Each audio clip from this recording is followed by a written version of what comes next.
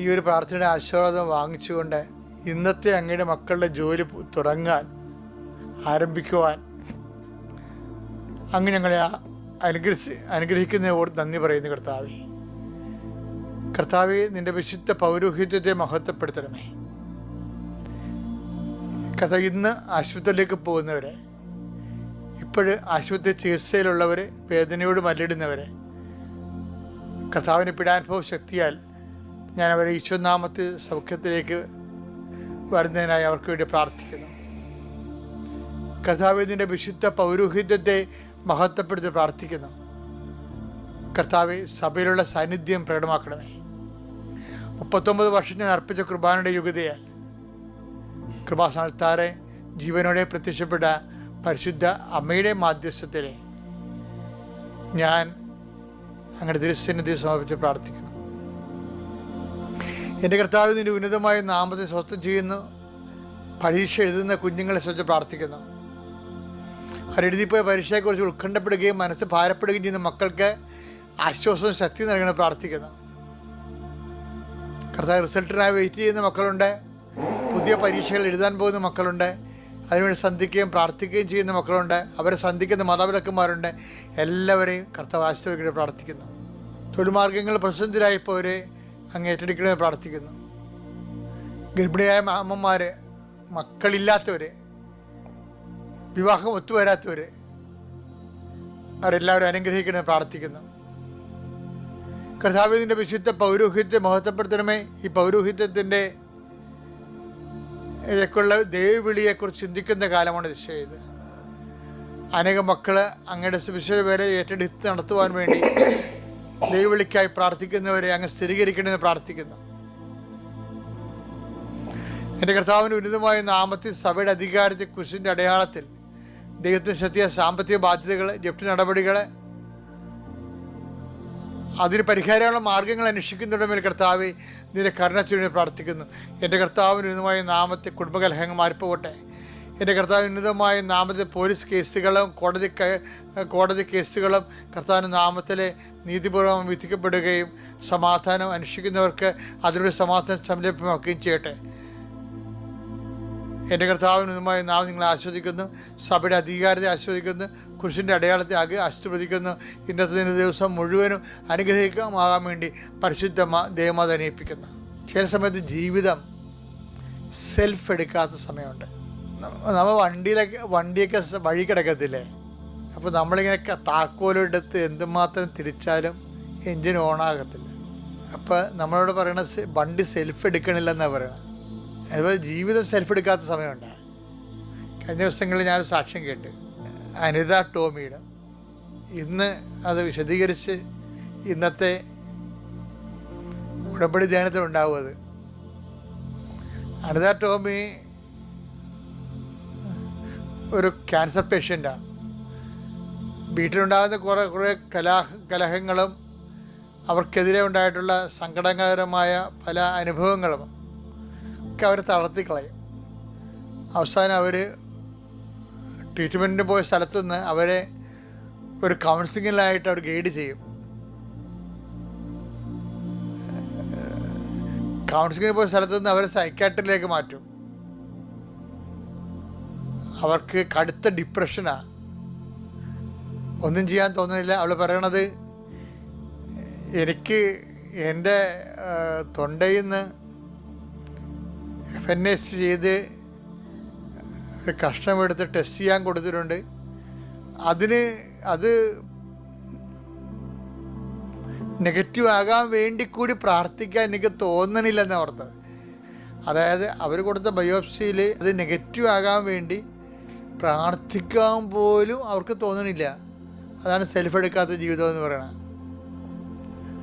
പക്ഷെ അവരൊരു ബിറീന എന്ന് പറയുന്ന ഒരു പ്രേക്ഷകരെ കണ്ടുമുട്ടിയപ്പോൾ അവർ പറഞ്ഞ്, ഒരു കഥയുമില്ല, നീ ഒരിടത്തും പോകത്തില്ല, നീ കൃപാസനത്തിൽ പോവും, ഉടമ്പടി എടുക്കും, കർത്താവ് നിന്നെ രക്ഷിക്കും. അപ്പോൾ അവർ എംപാറ്റിക്കായിട്ട് ഇങ്ങനെ നിശ്ചയദാർഢ്യത്തോടെ അവർക്ക് പറയുമ്പോൾ കേൾക്കുന്നവർക്ക് അഭിഷേകം കിട്ടും. നല്ല കൃപയുള്ളവർ പറഞ്ഞാലേ കേൾക്കുന്നവർക്ക് അഭിഷേകം ഉണ്ടാകും. അങ്ങനെ ശ്രവണാഭിഷേകം എന്ന് പറയും. ഭയങ്കര വലിയ സബ്ജക്റ്റാണ് ശ്രവണാഭിഷേകം. അപ്പോസ്തലന്മാർക്ക് കർത്താവ് പറയണ ഒന്നും മനസ്സിലാകുന്നില്ല ഇനി ഒരു കാലത്ത്. അവരതുകൊണ്ട് ആ സമയത്ത് വേറെ വല്ലതൊക്കെ ചിന്തിച്ചുകൊണ്ടിരിക്കും. വലിയവൻ ആരാണ്,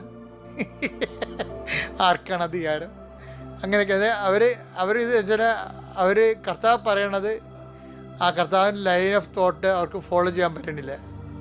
അപ്പോൾ ഈശോയോട് പറഞ്ഞ് മനുഷ്യപുത്ര ശത്രുക്കളെ ഏൽപ്പിക്കും, അവരെന്നെ പീഡിപ്പിക്കും, പതിക്കും, 3-ാം ദിവസം ഉയർച്ച നിൽക്കും എന്നൊക്കെ പറയുമ്പോഴും ഇവർക്കത് കേൾക്കാൻ പറ്റണില്ല, ഇവർക്കത് ഉൾക്കൊള്ളാൻ പറ്റണില്ല. അവർ റിജക്റ്റ് ചെയ്യും അത്. അപ്പം ഈശോ അപ്പായോട് പറയും, അപ്പ ഏറ്റവും വലിയൊരു സംഭവമാണ്, ഞാൻ വന്നത് തന്നെ ഇതിനു വേണ്ടിയാണ്. പക്ഷെ ഇതിൻ്റെ ആദ്യ അറിയിപ്പ് നടത്തിയപ്പോൾ തന്നെ ഇവർ എല്ലാവരും റിജക്ഷനാകാൻ തുടങ്ങി. അതിന് ഇനി എന്ത് ചെയ്യും? അപ്പ പറഞ്ഞേ സാരമില്ല, അവരെയും കൂട്ടിക്കൊണ്ട് നീ താബോറിലേക്ക് വരാ, ഞാൻ അവിടെ ഉണ്ടാകുമെന്ന് പറഞ്ഞു.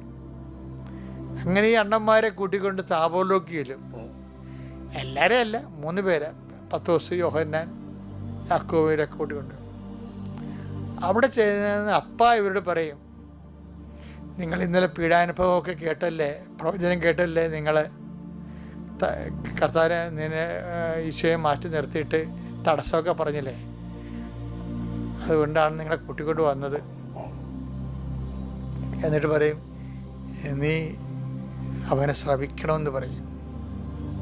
ഇവനെൻ്റെ പ്രിയപുത്രനാകുന്നു, ഇവനെ ശ്രവിക്കുവിൻ. അങ്ങനെ ശ്രവിക്കാൻ ഉള്ള അഭിഷേകം കൊടുക്കും ഇവർക്ക്. അങ്ങനെ ശ്രവണാഭിഷേകം എന്ന് പറയുന്നത്. മത്തായി 17:5 എടുത്തേ. അവൻ സംസാരിച്ചു കൊണ്ടിരിക്കുമ്പോൾ, താബോർ മലയിൽ അവർ സംസാരിച്ചുകൊണ്ടിരിക്കുമ്പോൾ ശോഭയേറിയ ഒരു മേഘം മഹത്വത്തിന്റെ മേഘം, കപ്പായുടെ മേഘം കണ്ട മഹത്വ മേഘം വന്ന് അവരെ ആവരണം ചെയ്തു. അപ്പ പൊതിഞ്ഞു നിന്ന് മേഘത്തിൽ നിന്ന് ഇങ്ങനെയൊരു സ്വരമുണ്ടായി, ഇവൻ എന്റെ പ്രിയപുത്രൻ, ഇവനിൽ ഞാൻ പ്രസാദിച്ചിരിക്കുന്നു, ഇവന്റെ വാക്ക് ശ്രവിക്കുന്നു. അതാണ് സംഭവം.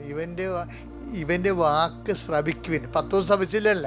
പീഡാനുഭവ പ്രവചനം നടത്തിയ സമയത്തെ പത്രോസ് മാറ്റി നിർത്തിയായിരുന്നു. 16:22-23 പത്രോസ് അവനെ മാറ്റി നിർത്തി. പത്രോസ് അതിനെ മാറ്റി നിർത്തി തടസ്സം പറയാൻ തുടങ്ങി. എന്തിന്? പീഡാനുഭവത്തിന് തടസ്സം പറയാൻ തുടങ്ങി. ശ്രവണാഭിഷേകം ഇല്ലേ? ദൈവം കനിയട്ടെ കർത്താവേ, ഇതൊരിക്കലും നിനക്ക് സംഭവിക്കാതിരിക്കട്ടെ. യേശു തിരിഞ്ഞ് പത്രോസിനോട് പറഞ്ഞു, സാത്താനെ, എന്റെ മുമ്പിൽ നിന്ന് പോകൂ. അതായത് ദൈവത്തിന്റെ മുമ്പിൽ നിന്ന് പോകാൻ പറയണം. എൻ്റെ പ്രധാനപ്പെട്ട കാര്യം, ഇവന് ഇത് ശ്രവിക്കാൻ പറ്റണില്ല, സ്വീകരിക്കാനും ഒബീഡിയൻസ് അതിനനുസരിക്കാനും പറ്റണില്ല.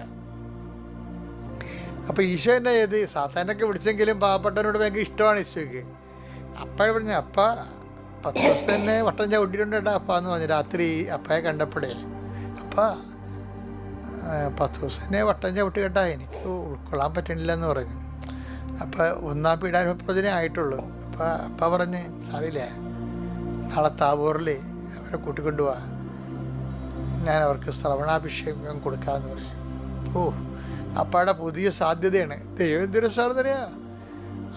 എല്ലാം ദൈവത്തോട് ആത്മബന്ധം ഉണ്ടെങ്കിൽ എല്ലാത്തിനും സാധ്യത ദൈവത്തിൻ്റെ കയ്യിലുണ്ട്. ഇവരെ കൂട്ടിക്കൊണ്ട് ചെല്ലുമ്പോൾ പറയും, ഇവൻ എൻ്റെ പ്രിയപുത്രനാണ്. പണ്ട് ഞാൻ നിങ്ങൾ പറഞ്ഞിട്ടുള്ളതാണ്, ന്യായസ്ഥാനത്തിൽ വെച്ച് പറഞ്ഞിട്ടുള്ളതാണത്. അന്ന് ഞാൻ പറഞ്ഞത് ഇവന് ഞാൻ സപ്രീതനാണെന്നാണ് പറഞ്ഞത്. ഇന്നെനിക്ക് പറഞ്ഞ സപ്രീതനായിരിക്കുന്ന കാരണം ഇവൻ ബലിവസ്തുവായതുകൊണ്ടാണ്. ഇവൻ്റെ ബലിയിലാണ് എനിക്ക് പ്രസാദമുള്ളത്, ഇവൻ്റെ ബലിയിലാണ് ഞാൻ പാവം പരിഹരിക്കാൻ പോണതും മോചിക്കാൻ പോണതും. അപ്പം അതുകൊണ്ട് ബലിവസ്തുവാണ്. അതിൻ്റെ ഭാഗമായിട്ടാണ് അവൻ ഇപ്പോൾ പീഡാനുഭവത്തെക്കുറിച്ച് പറയണത്. ബലിയെക്കുറിച്ച് പറഞ്ഞപ്പോൾ ഇപ്പോഴവൻ അതിനെക്കുറിച്ച് എങ്ങനെയാണ് ബലി നടക്കണമെന്നതിനെക്കുറിച്ച് അവൻ പറയണത്. ശത്രുക്കളെ ഏൽപ്പിക്കപ്പെടും, അവരെ പീഡിപ്പിക്കും, വധിക്കുമെന്ന് അവൻ പറയുന്നത്. ഇവനെ നിങ്ങൾ ശ്രവിക്കണമെന്ന് പറഞ്ഞുകൊണ്ട് അപ്പ ഇവർക്ക് ശ്രവണാഭിഷേകം കൊടുക്കും.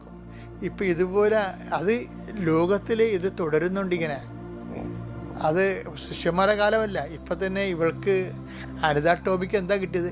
റീന എന്ന് പറഞ്ഞൊരു പ്രേക്ഷിത പറഞ്ഞു, നീ ഒരു സൈക്കാട്രിയും കാണത്തില്ല, നിനക്കൊരു ഡിപ്രഷനും ഇല്ല, നീ കൃപാസനത്തിൽ പോകും, അവിടെ കാല് കുത്തും, അപ്പം നിന്നെ സുഖപ്പെടുത്തും.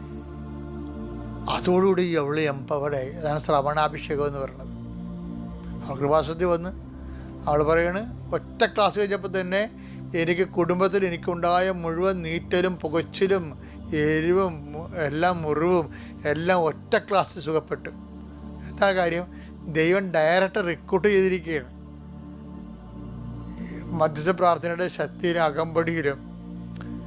പിന്നെ ഉടമ്പടി എടുത്ത് എന്നെ കാണാൻ വരുമ്പോൾ ഞാൻ റീനയോട് അനിത ടോമിയോട് പറയണത്, നീ എത്രയും വേഗം സാക്ഷ്യം പറഞ്ഞോളാനാണ് പറയണത്.